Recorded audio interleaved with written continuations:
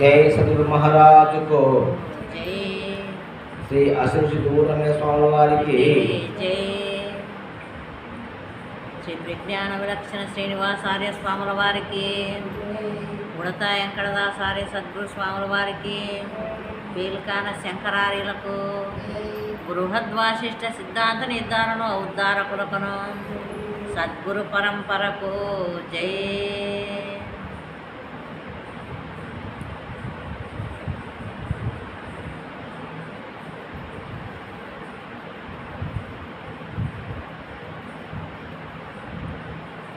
ఈనాడు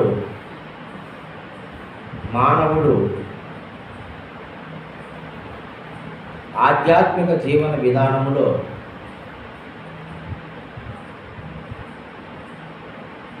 ఎంతో ముందుకు అడుగు వేస్తున్నాడు. ఎందరో గురువులు వెలిసినారు ఈ భూమిపైన, ఎన్నో ఆశ్రమాలు వెలిసినాయి, ఎన్నో శాస్త్రాలు ఉన్నాయి. మనం అనేక శాస్త్రాలు రాసినారు. దేనికోసం అంటే భగవంతుని కోసం. ఆ భగవంతుడు ఎవరు, ఎలా ఉంటాడు, ఏం చేస్తాడు, ఆ భగవంతుడు మనకు అవసరం ఏంటి అనేటువంటి విషయాన్ని చెప్పడానికి కోసమని పెద్దలు ఎందరో ఎన్నో రకాలుగా తెలియజేశారు.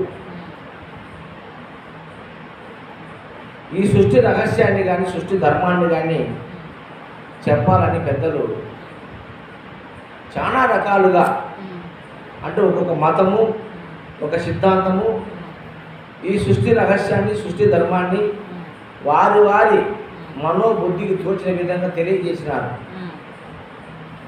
అవునా కదా? మనకు సనాతన ధర్మం హిందూ ధర్మం, హిందూ మతం.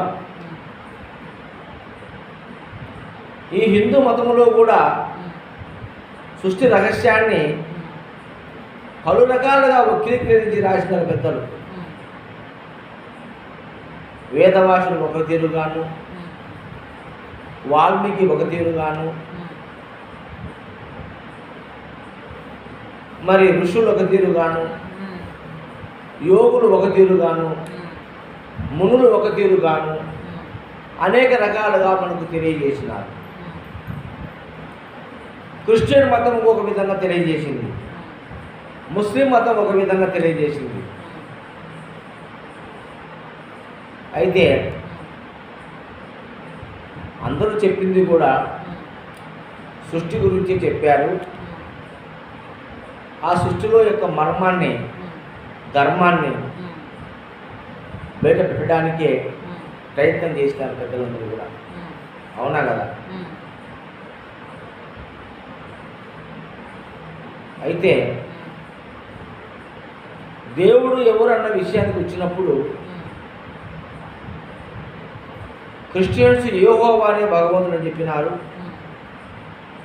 మన హిందూ మతములో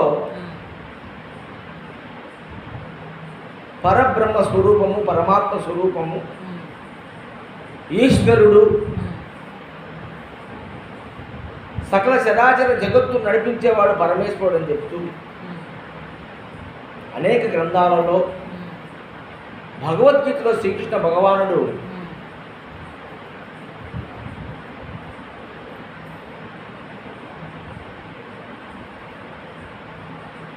ఒక మాట చెప్పినాడు మనకు.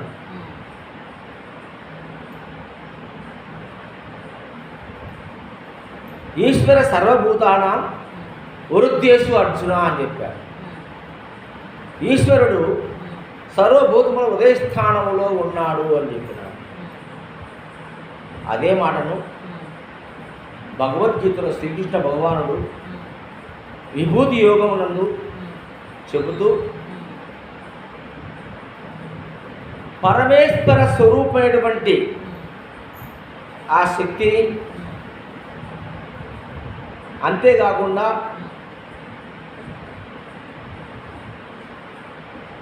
ఐశ్వర్యమును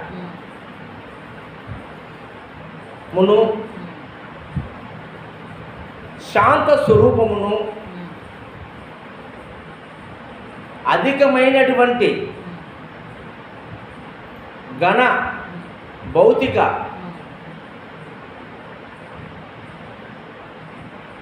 ధైర్య సాహస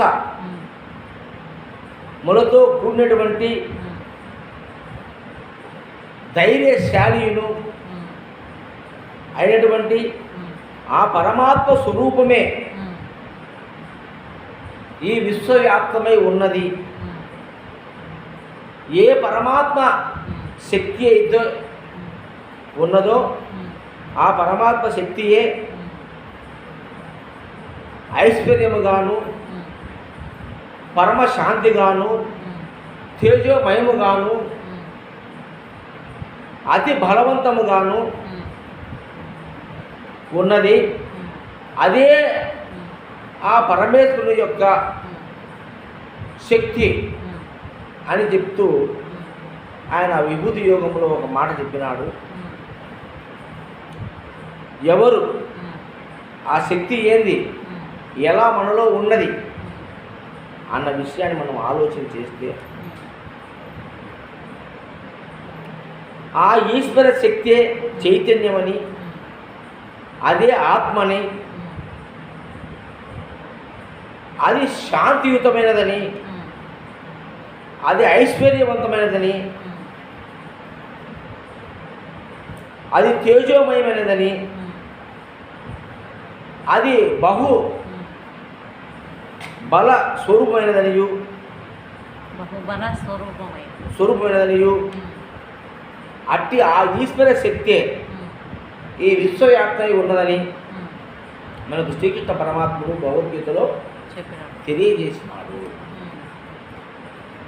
అవునా?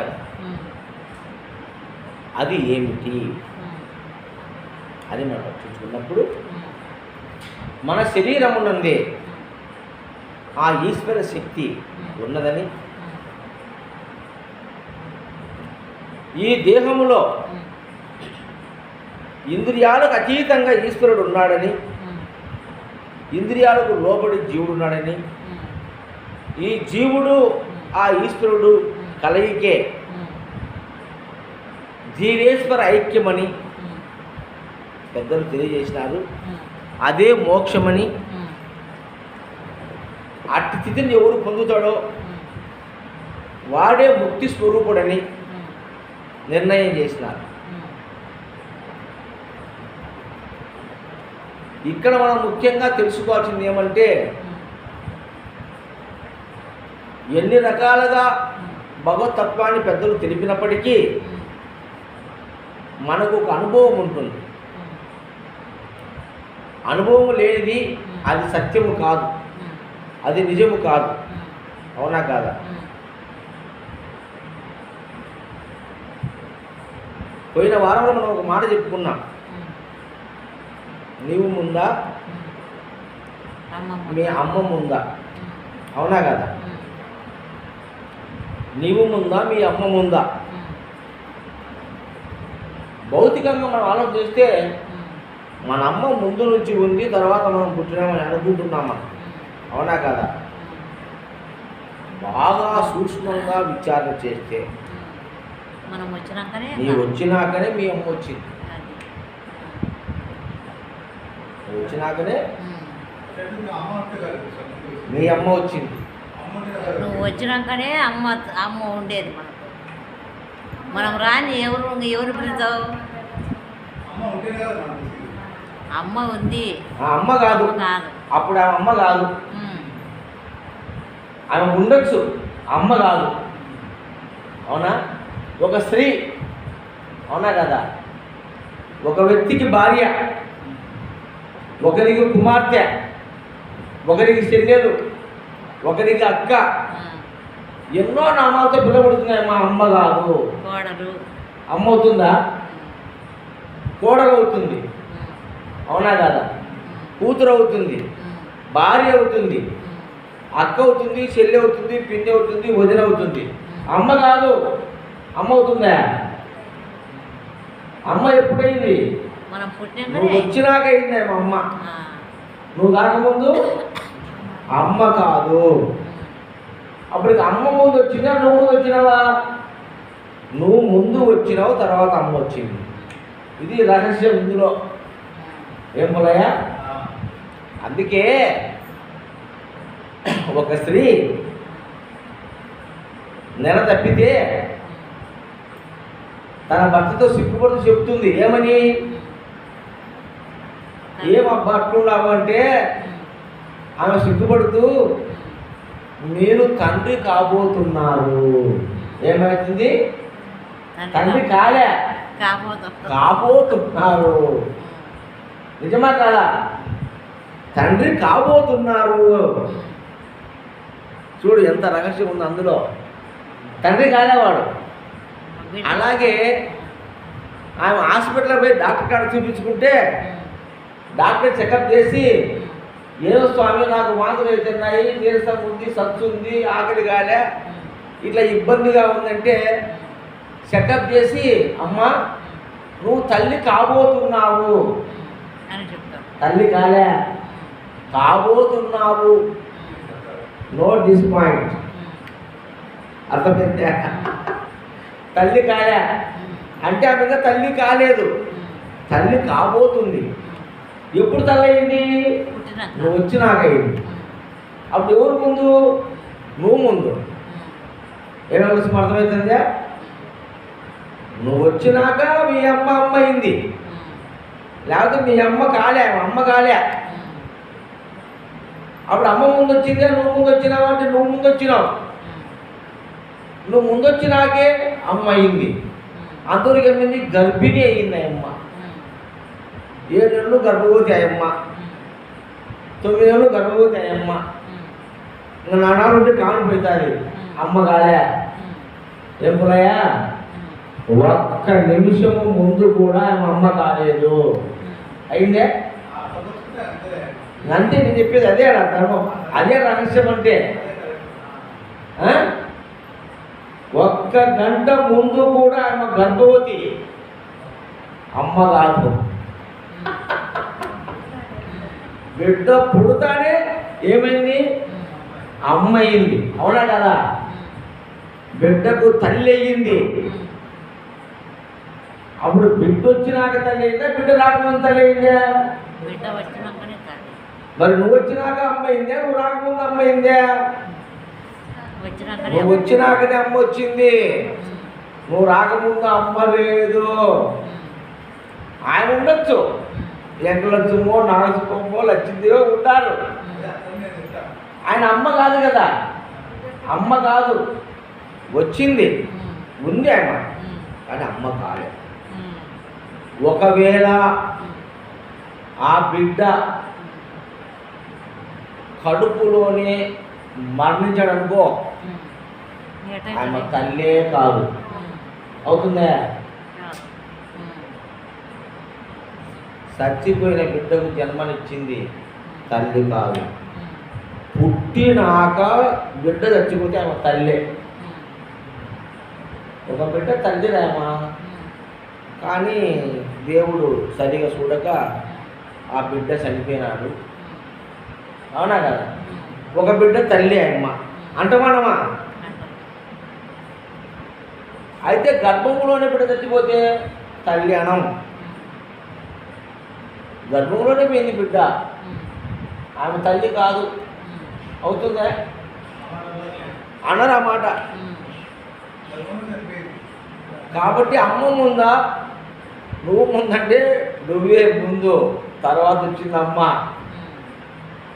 ఇది లాజిక్ పుల్లయ్యా, ఇది రహస్యం. నీ తరువాతనే ప్రపంచం. నువ్వు వచ్చినాక ఈ ప్రపంచం నువ్వు వచ్చినావు, అప్పుడు నీకు కనపడితేనే ప్రపంచం. అంటే నాకు మాత్రమే ఈ ప్రపంచము, నేను వచ్చినాకనే ఈ తల్లి తండ్రి ఇదంతా నీకే. ఒకరితో మనకేం పని? ఎవరికి వాళ్ళకే, ఎవరిది వాళ్ళకే. అవునా కదా? ఎవడో కోటికుడు నీకేం సంబంధం? నువ్వు కోటికుడు అయితే కదా నీకు గొప్ప. ఎవరో కలెక్టర్ అయితే నీకెందుకు? నువ్వు కలెక్టర్ అయితే కదా నువ్వు గొప్ప. అవునా కదా? కాబట్టి ఏదైనా నీ తరువాతనే. నీవు లేనిది ఈ విశ్వములో ఏమీ లేదు. నీ తర్వాతనే అమ్మ వచ్చింది, నీ తర్వాతనే నాన్న వచ్చినాడు, నీ తర్వాతనే ఇల్లు వచ్చింది, నీ తర్వాతనే అన్నీ ఈ విశ్వంలో వచ్చినాయి. నువ్వు రాకముందు ఏమీ లేవు. కాబట్టి ముందెవరు? నీవు.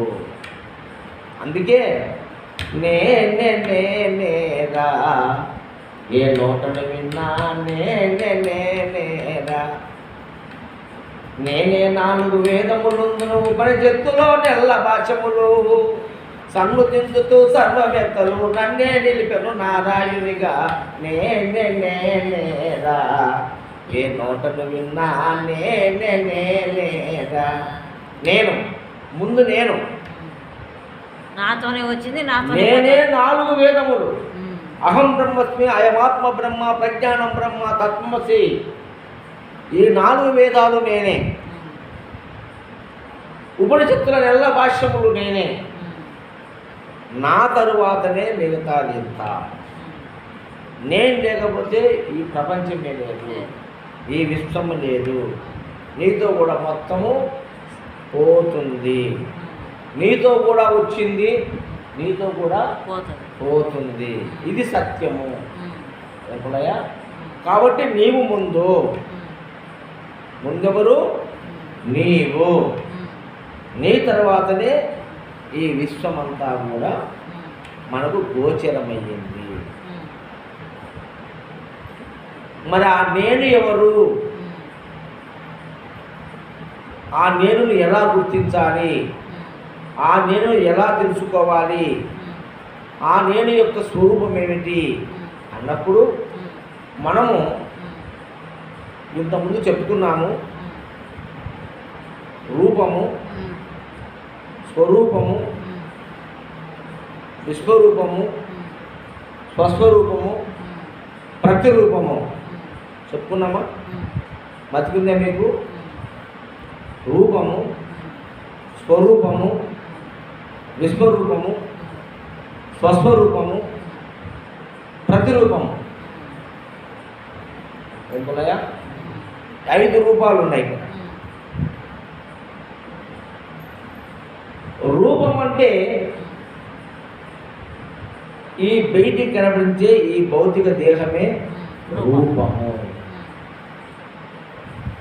ఈ బయటికి కనిపించే ఈ భౌతిక రూపమే రూపము. ఆ రూపాన్ని మనం చూసి గుర్తుపడుతున్నాము. ఈయన పుల్లయ్య, ఈమె వెంకలచ్చమ్మ, ఈమె నాగసుబ్బమ్మ అనే రూపాన్ని చూసి మనము గుర్తుపడుతున్నాము. అవునా కదా? ఆ రూపము లేకపోతే మనం గుర్తుపట్టలేము. కాబట్టి అందరికీ రూపం ఉన్నది. 84 లక్షల జీవరాశులకు రూపం ఉన్నది. అయితే ఆ రూపం వెనకల ఒక స్వరూపం ఉన్నది. ఆ రూపం వెనకల ఒక స్వరూపం ఉన్నది. ఏమిటి ఆ స్వరూపము? ఒక్కొక్క రూపానికి ఒక స్వరూపం ఉంది. అన్ని రూపాలు ఒక స్వరూపమే కాదు, ప్రతి రూపానికి ఒక స్వరూపం ఉంది. అవునా కదా?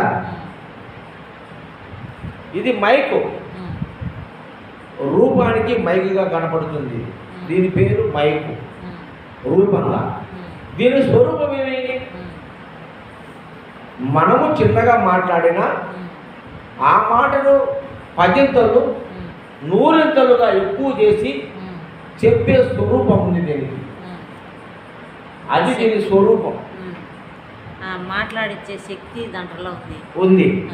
అంటే మన శబ్దాన్ని తీసుకుంటుంది, 10 చేసే శక్తి, అది స్వరూపం. అట్లనే ప్రతి రూపానికి ఒక స్వరూపం ఉంది. ప్రతి రూపానికి ఒక స్వరూపం ఉంది. మనిషి రూపం ఉంది.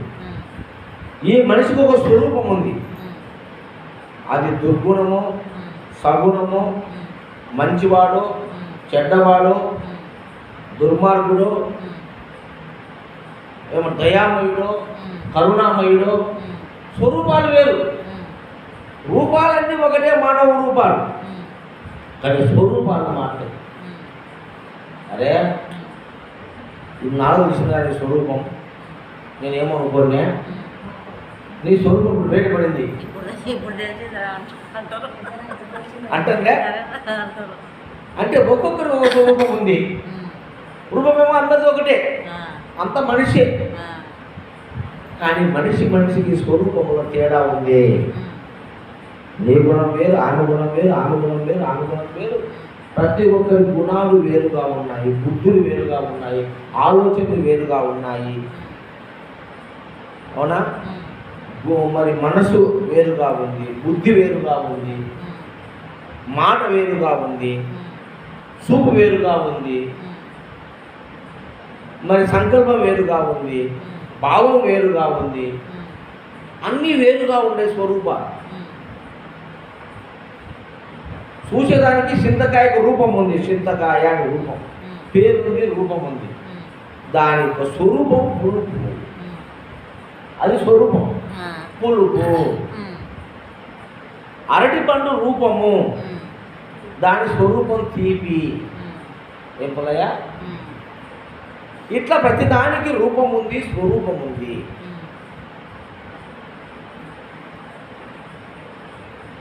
రూపము స్వరూపము. ఏ స్వరూపమైతే ఉన్నదో ఆ స్వరూపము వెనకల స్వస్వరూపం ఉన్నది. స్వస్వరూపం ఉన్నది, అది మార్పు లేదు. అది రూపములో స్వరూపములో మార్పు ఉంది, కానీ స్వస్వరూపంలో మార్పు లేదు. అదే నిజమైన నేను. అదే ఈశ్వర స్వరూపము, అదే ఈశ్వర తత్వము. ఈశ్వర తత్వానికి కులము లేదు, మతము లేదు, జాతి లేదు, లింగము లేదు, మంచి లేదు, చెడు లేదు, చిన్న లేదు, పెద్ద లేదు, మంచి లేదు, చెడు లేదు, ద్వంద్వాతీతం. ద్వంద్వము లేదు స్వస్వరూపానికి, ద్వంద్వము లేదు స్వస్వరూపానికి. ఆ స్వస్వరూపమే విశ్వమైంది, ఆ స్వస్వరూపమే జగత్ అయింది. ఆ స్వస్వరూపమే 84 లక్షల జీవరాశులు గాను, గ్రహాలు గాను, మండలాలు గాను,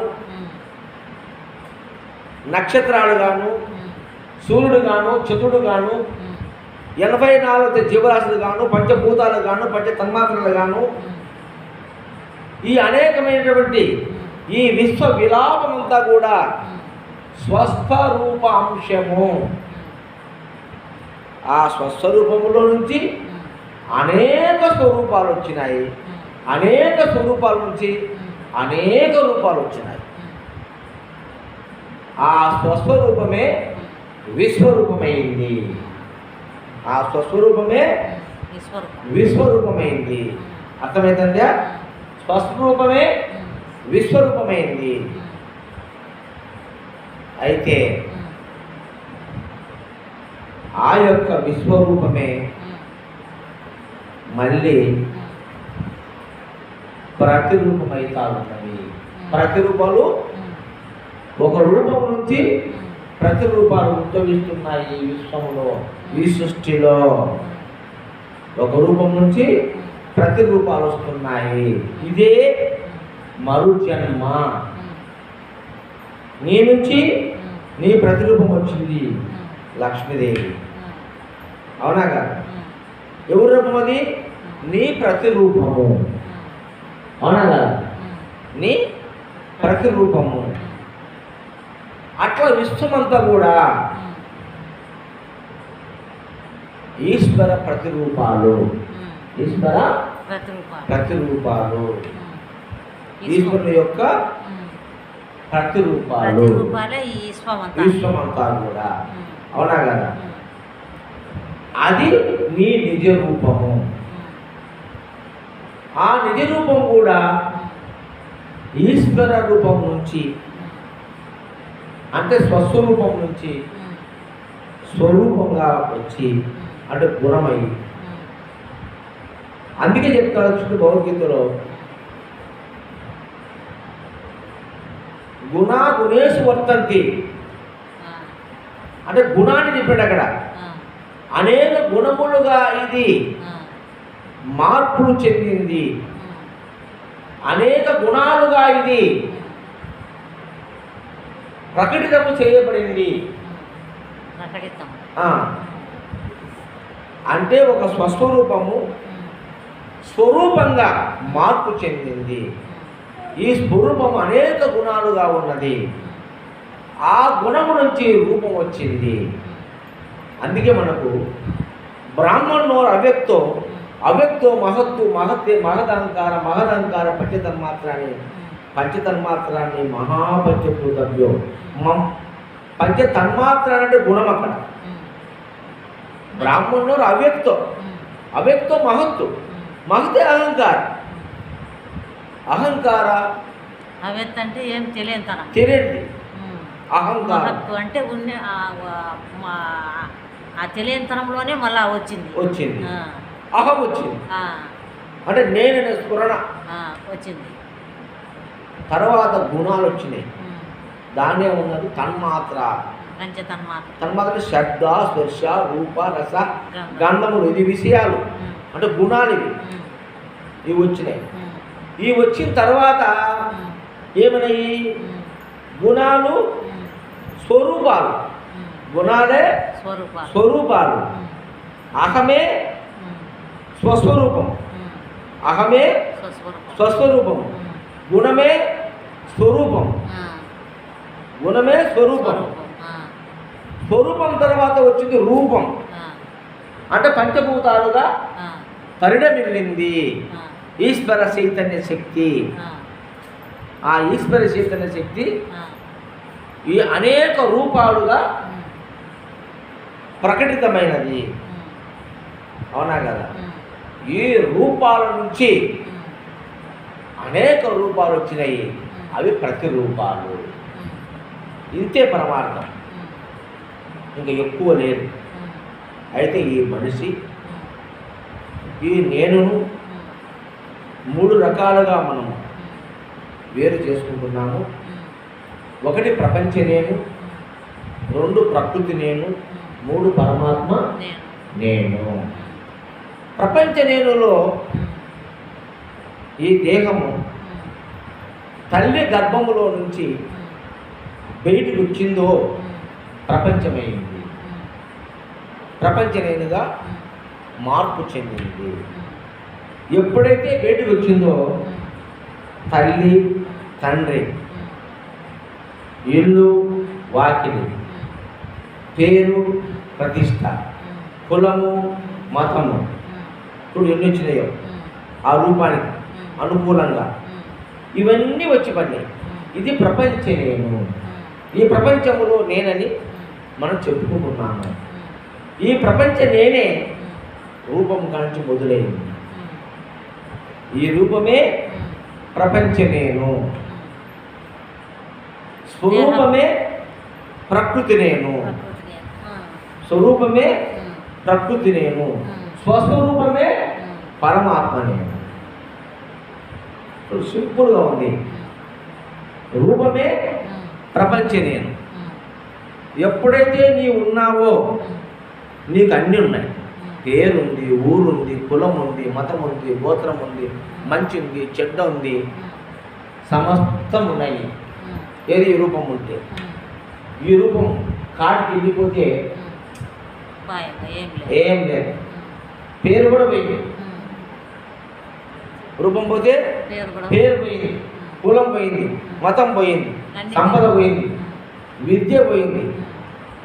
నువ్వు మహాశక్తివంతుడు కావచ్చు, మహాజ్ఞానివి కావచ్చు, మహాపండితుడు కావచ్చు, నువ్వు గురువు కావచ్చు,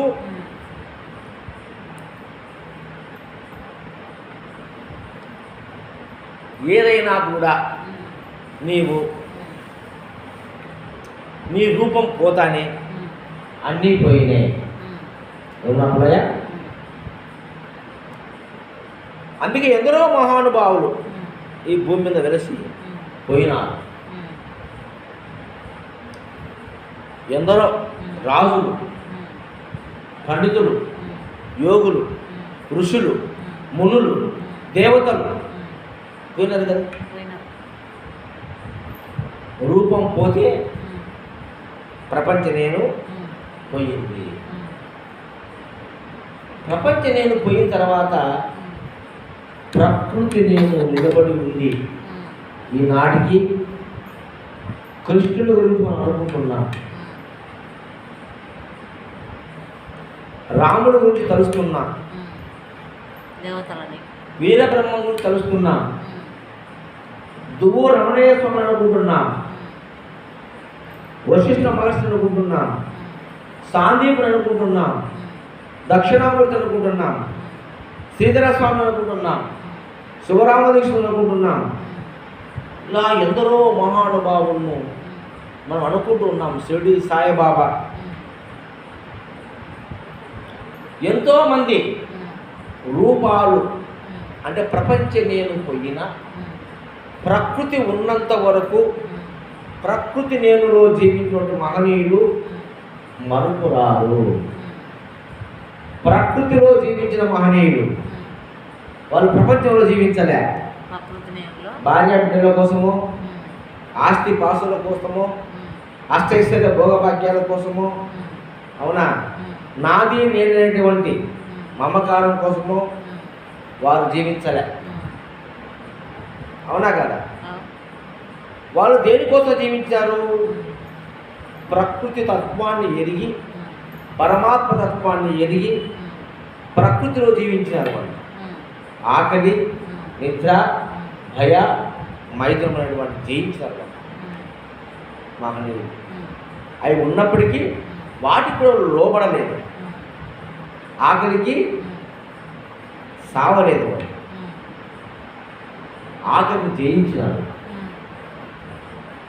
పెడితే తిన్నారు, లేకపోతే హ్యాపీగా ఉన్నారు.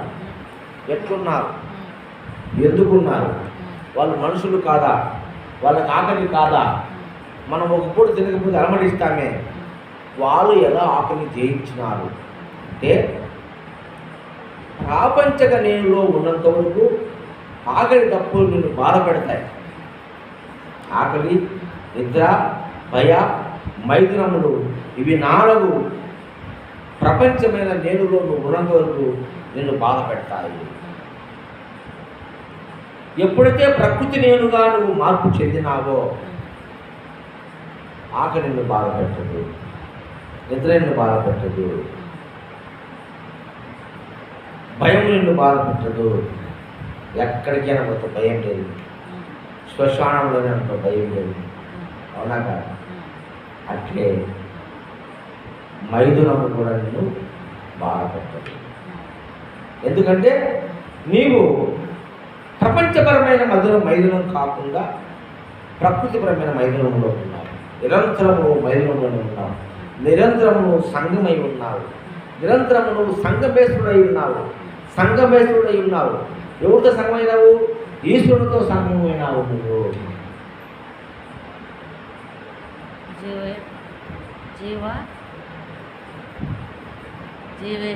జీవేశ్వర సంయోగం, జీవేశ్వర ఐక్యం, జీవేశ్వర ఐక్యములో ఉండి వాళ్ళకి ఆకులు ఉన్నారు. కాబట్టి వాళ్ళకి ఆకులు తప్పులు లేవు. వాళ్ళు ప్రపంచముతో ఐక్యం కాలే, ప్రకృతి నుండి పరమాత్మతో ఐక్యమేనా. కాబట్టి వాళ్ళకి ఆకలి తప్పులు లేవు. అంటే వాళ్ళు ప్రకృతి నేను కూడా జయించి పరమాత్మనే నేనులో సంచరించారు. కాబట్టి ఈ ప్రకృతి ఉన్నంత వరకు అందుకే చెప్తారు హరిశ్చంద్రుని, ఆ చంద్ర తారార్కము నీ పేరు స్థిరస్థాయిగా నిలుస్తుందయ్యా అని పరమేశ్వరుడు ఆయనకు మాట ఇచ్చినాడు కదా. అవునా కదా? సత్య హరిశ్చంద్రుడని ఆ తార చంద్రార్కము నీ పేరు నిలబడుతుంది హరిశ్చంద్ర అని చెప్పినాడు కదా. ఆ చంద్ర తారకం అంటే ఈ సూర్యచంద్ర నక్షత్ర కాంతులు ఉన్నంత వరకు, అంటే ప్రకృతి ఉన్నంత వరకు, రాముడు ప్రకృతి ఉన్నంత వరకు ఉంటాడు.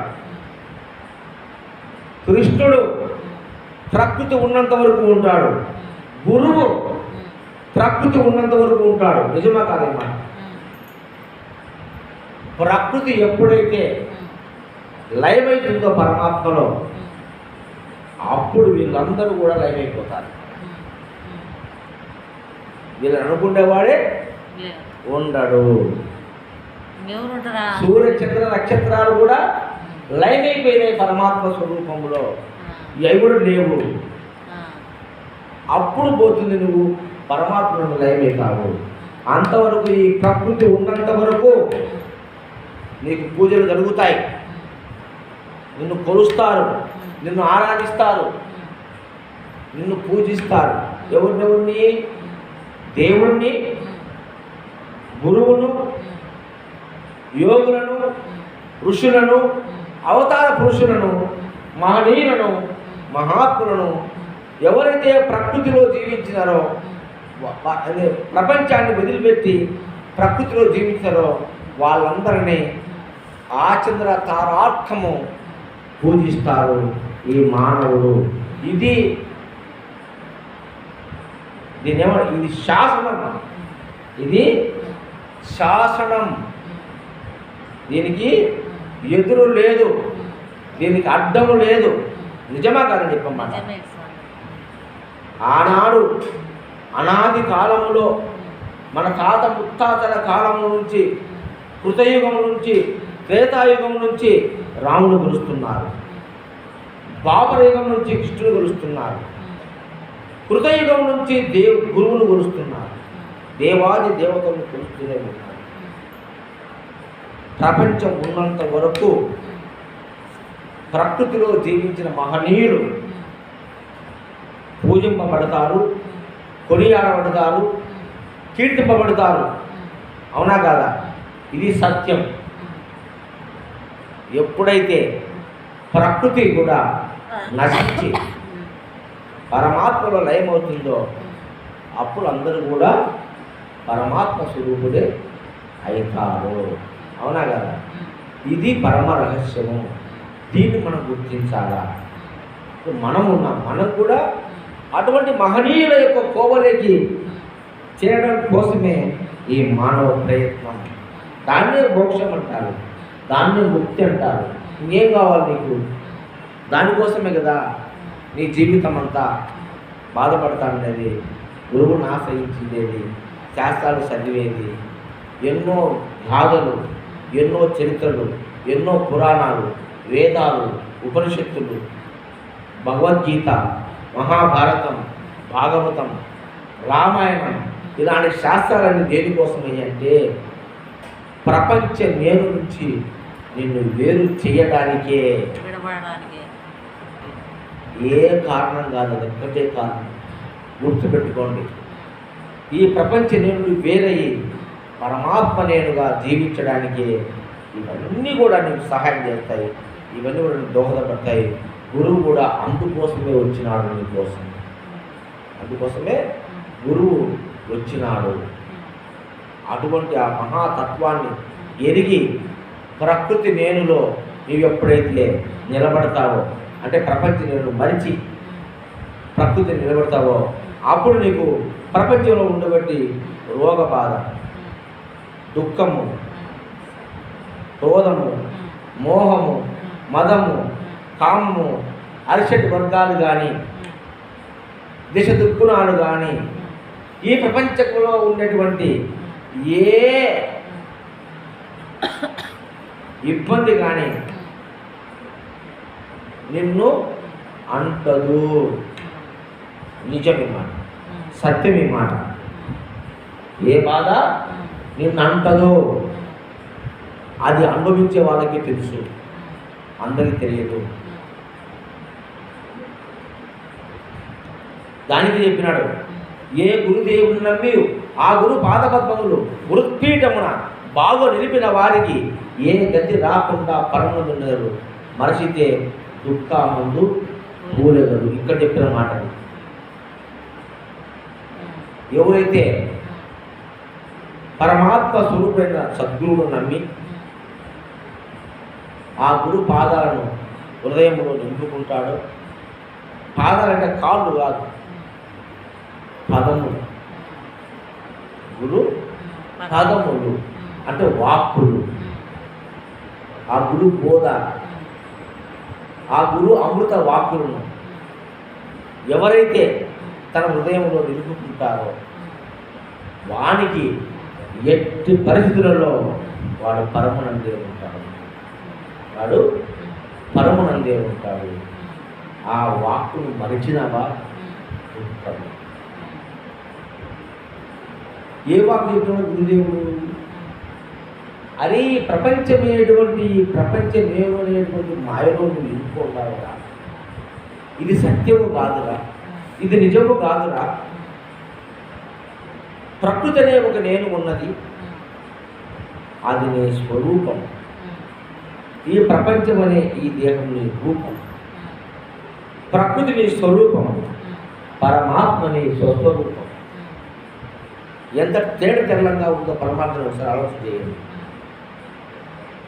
ప్రపంచమే నీ రూపం, ప్రపంచమే నీ రూపం, ప్రకృతే నీ స్వరూపం, పరమాత్మే నీ స్వస్వరూపం. ఎంత దగ్గరగా వచ్చిందో పరమాత్మ. దీనికి యజ్ఞాలు చేయాల్సిన అవసరం లేదు, యాగాలు చేయాల్సిన అవసరం లేదు, తపస్సులు చేయాల్సిన అవసరం లేదు, ధ్యానాలు చేయాల్సిన అవసరం లేదు, ఒక్క బుద్ధులు అక్కర్లేదు, వ్రతాలు అక్కర్లేదు. అందుకే చెప్పినాడు కృష్ణప్రభుడు వారు, ఏ సాధన నీకెందుకు వీసానికి పనికిరాదు వినుమాయ్యా, నే సాధులచే విన్నది ఏ సాధన లేని బోధ ఎరిగించుకో, సాధనాలందు మరిగి తేరాదు, ఏ సాధనల జోడి నేనొల్లానని నీవు బాసా చేసి తీవేనే పరిపూర్ణ బోధనే ఎరిగించుకో, సాధనాలందు మరిగి తేరాదు. ఎంత గొప్ప మాట ఇది! ఎక్కడ ఉండి చెప్తున్నాడు ఆ పరమాత్ముడు, ఎక్కడ ఉండి చెప్తున్నాడు ఆ సద్గురు దేవుడు, ఏ స్థానంలో చెప్తున్నాడు ఆయన? పరమాత్మ స్వరూపంలో 3వ నెలలో ఉండి చెప్తున్నాడు. ఈ సాధన అనే ప్రపంచానికే కదరా, ఈ స్థూల దేహానికే కదరా, అవునా కదా? ఈ స్థూల దేహానికే కదా ఈ యొక్క సాధనలన్నీ. సూక్ష్మదేహమైనటువంటి దానికి ఉన్నాయా? ప్రకృతికి ఉన్నాయా? ప్రకృతికి ఏ సాధన లేదు, ప్రపంచానికే సాధన ఉంది. ప్రపంచానికే సాధన ఉంది, ప్రకృతికి సాధన లేదు. నువ్వు ప్రపంచం కాదు, ప్రకృతిని భావించు. ఫస్ట్ ఒక స్టెప్ ఎక్కువ. ఎప్పుడైతే నేను ప్రకృతి స్వరూపం అనుకున్నావో సాధన. ఏ సాధన చేసింటే ప్రకృతి వర్షం పడింది, ఏ సాధన చేసింటే సూర్యుడు వెలుగునిస్తున్నాడు, ఏ సాధన చేసింటే వాయువు సర్వజీవులను నడిపిస్తూ ఉంది, చెదింపజేస్తూ ఉంది, ప్రాణశక్తి ఉంది, చైతన్య స్వరూపమైంది. ఏ సాధన చేసింటే సూర్యుడు తేజస్వరూపుడై సర్వజీవుల హృదయాంతరాలు వెలుగుతున్నాడు, జ్యోతిర్బిందు స్వరూపమై. ఏ సాధన చేసింటే నీరు ప్రాణమైంది, ఏ సాధన చేసింటే అన్నము మనసు అయ్యింది, ఏ సాధన చేసింటే నీకు అన్నమయ కోశము, ప్రాణమయ కోశము, మనోమయ కోశము, విజ్ఞానమయ కోశము, ఆనందమయమనే కోశాలు ఏర్పాటైనాయి. ఏ సాధన చేసింటే అన్నము రసమైంది, రసము రక్తమైంది, రక్తము మాంసమైంది, మాంసము ఎముక అయింది, ఎముక మజ్జ అయింది, మజ్జ తేజస్సు అయింది, తేజస్సు రేతస్సు అయింది. సప్త ధాతువులు ఏ సాధన చేసింటే మీకు ఈ దేహంలో ఏర్పాటైనాయి? చెప్పు సమాధానం. నో. ఏ సాధన చేస్తే నీ షట్చక్రాల యందు ఈ ప్రాణశక్తి ప్రవహించి దేహములో ఉన్నటువంటి ఈ యొక్క 6 చక్రముల బండిని నడిపిస్తూ ఉన్నది, అవునా కాదా? ఏ సాధన చేసింటే? సాధన దైవశక్తులు. దీనికి సాధన అక్కర్లేదు. ఏ సాధన చేస్తే నీకు ఆకలి అవుతా ఉంది, ఏ సాధన చేస్తే నీకు నిద్ర వస్తూ ఉంది, ఏ సాధన చేస్తే నీకు భయం వస్తూ ఉంది, ఏ సాధన చేస్తే నీకు ఆనందం వస్తూ ఉంది? నో, అక్కర్లేదు. అటువంటి దానికి సాధన అక్కర్లేదంటే పరమాత్మతత్వాన్ని తెచ్చుకోవడానికి సాధనతో పనే. సాధన అవసరమా? చూడు ఎంత మూలమో ఇది. ఒకసారి ఆలోచన చేస్తే మనం ఏ అయితే ప్రకృతి పరంగా మనకు ప్రసాదింపబడ్డాయో అవి ఏ సాధన చేయకుండానే నువ్వు పొందినావు. ఏ నేత్రానికి చూపును పొందినావు, సాధన చేసినావా? ఈ చెవుకు వినే విద్యుడి జ్ఞానం కలిగింది, సాధన చేసింటే వచ్చిందే. ఈ నోటికి మాట్లాడే శక్తి వచ్చింది, సాధన చేసింటే వచ్చిందే. ఈ ముక్కుకు వాసన చూసే శక్తి వచ్చింది, సాధన చేసింటే వచ్చిందే. ఈ నాలుగు రుచి చూసే శక్తి వచ్చింది, సాధన చేసింటే వచ్చిందే. ఈ చర్మానికి స్పర్శించే శక్తి వచ్చింది, సాధన చేసింటే వచ్చిందే. ఈ మనకు సంకల్ప వికల్పం చేసే శక్తి వచ్చింది, సాధన చేసింటే వచ్చిందా. ఈ బుద్ధికి నిర్ణయ శక్తి వచ్చింది, సాధన చేసింటే వచ్చిందా. ఈ జ్ఞానానికి ఈ అనంత విశ్వం యొక్క ఆ యొక్క ఆధ్యాత్మిక తత్వాన్ని తెలుసుకునేటువంటి జ్ఞానం కలిగింది, సాధన చేసింటే వచ్చిందా. నా ఎంత దైవశక్తితో వచ్చింది, ఆటోమేటిక్గా వచ్చింది. అంత గొప్ప మహత్వ కలిగినటువంటివే మనకు ఏ సాధన లేకుండా వస్తే మోక్షానికి సాధన కావాలంటున్నారే. వాట్ ఈస్ ద మోక్షం? మోక్షం అంటే ఏంటి? ప్రపంచం యొక్క మాయ నుంచి వేయితోడమే మోక్షం. దాని సాధన అక్కర్లేదు, ఎడమైపోతే అయిపోతుంది. అవునా కాదా? ప్రపంచానికి ఎడమైపోతే ఏ సాధన అక్కర్లేదు. అవునా కదా? అంతే. దాని సాధన అవసరమా? ఏంటి? నువ్వు టీవీ చూడాలంటే సాధన అవసరమా? లేదు కదా. ఆల్రెడీ ఆ దివ్యశక్తి నీలో ఉంది. అటువంటి ఆ దివ్యశక్తి నువ్వు ఎరిగి ప్రపంచమని నేనేంటి ఏందో, ప్రకృతిని నేనేంటి ఏందో, పరమాత్మని నేనేంటి ఏందో, ఈ మూడు నువ్వు ఎప్పుడైతే గ్రహిస్తావో, తెలుసుకుంటావో అదే మోక్షం. అదే మోక్షము. తెలుసుకోవడమే మోక్షము, తెలియకపోవడమే బంధము. తెలియకపోవడమే బంధము, తెలుసుకోవడమే మోక్షము. ఎవరు తెలపాలా? గురువు తెలుపక గుర్తు పడదు అల్లుడికైనా వాడెబ్బకైనా తాలకు చెవిలేని తలుపెట్ల విడురా విశ్వదాభిరామ విందులవేమ. గురువు ఒక్కడిని జన్మను సరిగా నడిపించు ముక్తి సామ్రాజ్యములు ఎరిగించి ఎతలు మాటలు ధరలో ఇక ఎంతమంది దేవుళ్ళు ఉన్న తెలిపదరాన్ని వేడుకొక మాటైనా. చూసేది లేదు, చేసేది లేదు, ఇచ్చేది లేదు, పుచ్చుకునేది లేదు. ఇది ఏది ద్వంద్వంతో ఉందంటే రెండు ఉన్నాయి. రెండు ఉంటే మీకు మోక్షం లేదు, ఒకటే. అందుకే అద్వైతం, అద్వైతం, అద్వితీయం. అవునా కదా? కాబట్టి పొందాలి అంటే నీకు మోక్షం లేదు, చూడాలి అంటే నీకు మోక్షం లేదు, తెలుసుకోవాలంటే నీకు మోక్షం లేదు, కనాలంటే నీకు మోక్షం లేదు, శరణాగతి అంటే నీకు మోక్షం లేదు. ఎందుకంటే వీడన్నింటిలో రెండు ఉన్నాయి. తీసుకునేవాడు, ఇచ్చేవాడు ఇద్దరు ఉన్నారు. తెలుసుకునేవాడు, తెలుసుకోబడేది రెండు ఉన్నాయి. అవునా కదా? తినేవాడు, పదార్థము రెండు ఉన్నాయి. అవునా కదా? రెండు ఉంటే నీకు మోక్షము లేదు. రెండింటికి అర్థంగా ఉండేది నువ్వే. నీవే బ్రహ్మము, నీవే దేవుడు, నీవే గురువు, సమస్తము నీవే. రెండో వస్తువే లేదు. దాన్ని వేదం చెప్తుంది, అహం బ్రహ్మస్మి. అవునా?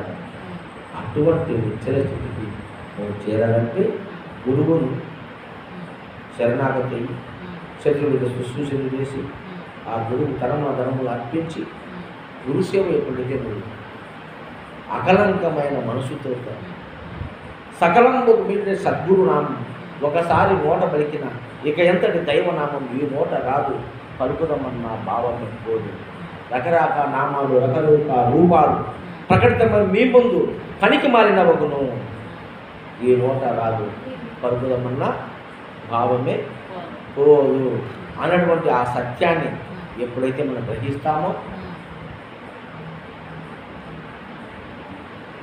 ఎప్పుడైతే మనం తెలుసుకుంటామో, అది అనుభవం కావాలి. అది తెలుసుకునేది కూడా కాదు, అది అనుభవం. ఎట్లా ఉంటుందయ్యా ఈ అనుభవం అంటే, గొంగలి పురుగు సీతాకొక సిలుక. గొంగలి పురుగు సీతకొక సిలుక. ఏమైంది? గొంగలి పురుగు సీతకొక సిలుక అయ్యింది. గొంగలి పురుగు సీతకొక సిలుక అయ్యింది. ఇప్పుడు అయ్యా ఇంకా గొంగలి పురుగు లేదు. గొంగలి పురుగు సీతాకొక సిలుకను గొంగలి పురుగు చూడలేదు, గొంగలి పురుగును సీతాకొక సిలుక చూడలేదు. నిజమా కాదా? ఆ గొంగలి పురుగు ఇట్లా ఉంటే తలకాయి మొండెముతో దాని వెన్నుపూస తలను చీల్చుకొని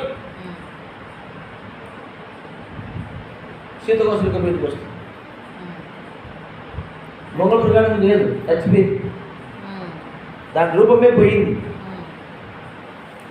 సీతాకొక సిలుక వచ్చింది అందులో నుంచి. ఒప్పుడు అయిపోయింది, మరణించింది. అది సీతాకొక పైకి వచ్చింది. గొంగలి పురుగు లేదు ఇంకా. ఈ సీతాకొక సిలుకకు గొంగలి పురుగు ఎలా ఉంటుందో తెలియదు. అట్లే గొంగలి పురుగుకు సీతాకొక సిలుక ఎలా ఉంటుందో తెలియదు. అవునా? ప్రపంచ నేననే ఈ నాగసుబొమ్మ పరమాత్మ నేను అయ్యేసరికి నాగసుబొమ్మ లేదు, పరమాత్ముడే ఉన్నాడు. ఇద్దరు ఉండడానికి అవకాశం లేదు, ఇద్దరు ఉండేదానికి అవకాశం లేదు. గొంగళ పురుగు సీతాకొక సిలుక రెండు ఉండవు, ఒకటే ఉంటుంది. అది గొంగళ పురుగుగా సీతాకొక సిలుక ఒకటే ఉంటుంది. అట్లనే నాగసుబొమ్మ ఉందే, పరమాత్మ ఉంది. జీవుడా దేవుడా, జీవుడా బ్రహ్మమా, శివుడా జీవుడా ఒకటే. నువ్వు జీవుడు అనుకుంటారు, జీవుడే మార్పు. శివుడు అయితే జీవుడు లేడు, జీవుడు లేడు. అది అనుభవం, అది స్వానుభవం. అట్లా స్వానుభవం నీకు ఎప్పుడైతే కలుగుతుందో అప్పుడు నీవే సాక్షాత్ పరంపరం వస్తుంది. అందుకే గురు బ్రహ్మ, గురు విష్ణు, గురుదేవ మహేశ్వర, గురు సాక్షాత్ పరబ్రహ్మ తస్మై శ్రీ గురవే నమః అని మనకు పెద్దలు సెలవిచ్చి ఉన్నారు. కాబట్టి అటువంటి అహం బ్రహ్మస్మి, నేను బ్రహ్మం అనేటువంటి స్పృహ, ఆ జ్ఞానం, ఆ మార్పు నీకు కలిగితే నువ్వు దేవుడవు. ఇక జీవుడు లేడు, జీవుడు లేడు. ఇది సత్యము. నేను జీవుణ్ణి అనుకున్నంత వరకు నీకు మోక్షమే లేదు. నీవు జీవుడి నుంచి దేవుడు కా, జీవుడు లేడు. ఇంకా నేను జీవుడు కాదు, దేవుడు. నేను ఎప్పటికీ ఉంది. నాకు మరణం లేదు, నాకు మరణం లేదు. ఈ దేహానికి ఉంది మరణం, నాకు ఎక్కడికి ఉందమ్మా, నాకు మరణం లేదు అనేటువంటి ప్రజ్ఞ, దాని ప్రజ్ఞ, అదే ప్రజ్ఞానం బ్రహ్మ. ప్రజ్ఞానం బ్రహ్మ, ఆ ప్రజ్ఞనే బ్రహ్మ. అటువంటి ప్రజ్ఞాశూరుడు నువ్వు కావాలి. అందుకే శ్రద్ధావాన్ లభితే జ్ఞానం, జ్ఞానదేవతు కైవల్యం. ఎప్పుడైతే జ్ఞానం కలిగిందో అప్పుడే నీకు కైవల్య శక్తి. కాబట్టి నువ్వు సాక్షాత్ పరమాత్మ స్వరూపాన్ని స్పృహలో, అనుభవంలో నీవు ఉండాలి. అది నీ అనుభవ జ్ఞానం కావాలి. అంతే తప్ప దీనికి ఏ సాధన అక్కర్లేదు. ఎవడైతే ఇటు స్థితిలో నిలవలేడు, వానికి సాధన చెప్పాల్సిందే. ఇది చేసుకో, ఈ జన్మ ఓ మళ్ళీ జన్మలో చూసా నీకు మోక్షం ఈ జన్మలో లేదు. ఎందుకంటే అంత సూక్ష్మ గ్రాహ్యం నీకు లేదు, అటు సూక్ష్మ దృష్టి నీకు లేదు. నువ్వు సూర్య దృష్టిలోనే ఉన్నావు, ప్రపంచ దృష్టిలోనే ఉన్నావు. కాబట్టి నీ బతుకంతా ఇంతే అయినటువంటిది. పెద్దలు నిర్ణయం నేను చెప్పింది అంత మహోన్నతమైనటువంటిది ఈ బ్రహ్మ విద్య. జై శ్రీ మహారాజుకు జై. శ్రీ అశ్వసి దూరమయ్య స్వాముల వారికి జై. బృహద్వాసిత సిద్ధాంత నిర్ధారణోద్ధారకులను జై సద్గురు మహారాజుకు జై.